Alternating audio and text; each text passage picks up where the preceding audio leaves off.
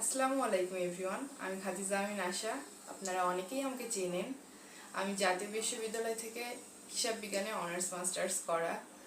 তো আমার এক আকাশ সমান অভিযোগ জাতীয় বিশ্ববিদ্যালয়ের বিরুদ্ধে, শুধু আমার একার না, এই দেশের লাখ লাখ শিক্ষার্থীর এই অভিযোগ। আমি আমার গত ভিডিওতেও বলেছিলাম যে জাতীয় বিশ্ববিদ্যালয়ে প্রায় 3.5 মিলিয়ন শিক্ষার্থী শিক্ষা লাভ করে, কিন্তু এখানে গবেষণার সুযোগ নেই, তেমন হাতে কলমে দক্ষতা অর্জনের সুযোগ নেই, বা পড়াশোনার যে পাঠদান যে পদ্ধতি সেটা আপডেট হচ্ছে না। এই ভিডিওটা দেখে আমাকে একজন সাজেস্ট করলো যে আমাদের যে সমাবর্তন দিচ্ছে না, এটা নিয়ে কেন তুমি কথা বলনি। হ্যাঁ, সরি গাইস, যে আমার ভুল হয়ে গিয়েছে, যে আমি কনভোকেশনটা মিস করে গিয়েছিলাম। তো ভাবলাম একটা শর্ট ভিডিও বানিয়ে ফেলি। যদি জাতীয় বিশ্ববিদ্যালয়ের কোনো ঊর্ধ্বতন কর্মকর্তার কাছে আমার ভিডিওটা পৌঁছায়, তাহলে সে যেন দেখে।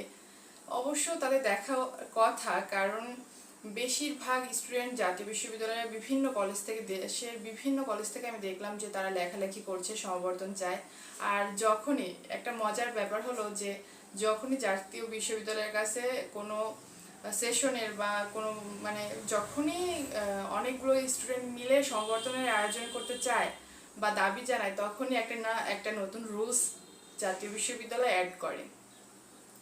আপনাদের সব রুলস আমরা এই পর্যন্ত মেনে নিয়েছি, কিন্তু আমাদের সংবর্ধন কবে হবে?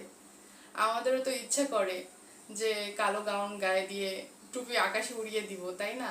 আমরা একটা দীর্ঘ সময় আপনাদের এই ইউনিভার্সিটিতে পড়েছি, মাস্টার্স অলমোস্ট 7 ইয়ার্স। কারণ আমাদের 2 বছর করোনার কারণে সেশন জট ছিল, এই কারণে 7 ইয়ার্সের মধ্যে হয়ে গেল। তো আমরা কি এটুকু ডিজার্ভ করি না যে আমরা একটা সমাবর্তন পেতে পারি? বা আমাদের যে ছোট ভাই বোনরা আছে, তারা কি একটু ভালো পড়াশোনা বা ভালো পরিবেশ পেতে পারে না? অবশ্যই পারে। আমরা চাই যে আমরা যেভাবে পড়ে এসেছি তার থেকে উন্নত হোক ইউনিভার্সিটি অ্যান্ড পড়াশোনা সিস্টেমটা।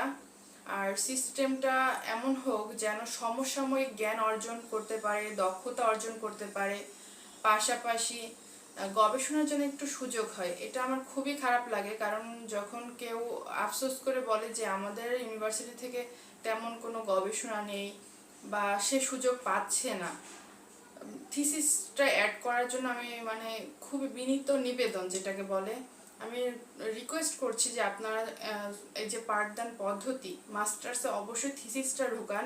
থিসিস থাকলে স্টুডেন্টদের অনেক উপকার হবে, যেটা আপনারা হয়তো অন্য ইউনিভার্সিটি থেকে পড়ে এসেছেন বা আপনাদের দরকার হচ্ছে না, কিন্তু অনেক স্টুডেন্ট আছে যারা কিন্তু পিএইচডি করতে আগ্রহী, তারা শুধুমাত্র এই থিসিসের কারণে পিছিয়ে যাচ্ছে। আবার 2 বছর পাবলিকে পড়ে তারপরে তাদের পিএইচডি করতে হবে, এটা কিন্তু অনেক প্যারাদায়ক।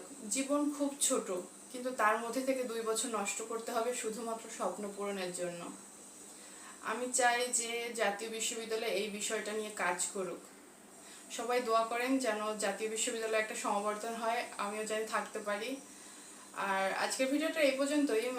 আমি শুধু চেয়েছিলাম যে সমাবর্তনের কথাগুলো বলে জাতীয় বিশ্ববিদ্যালয়ের যে সমসাময়িক সমস্যা, সেটা হলো সমাবর্তন।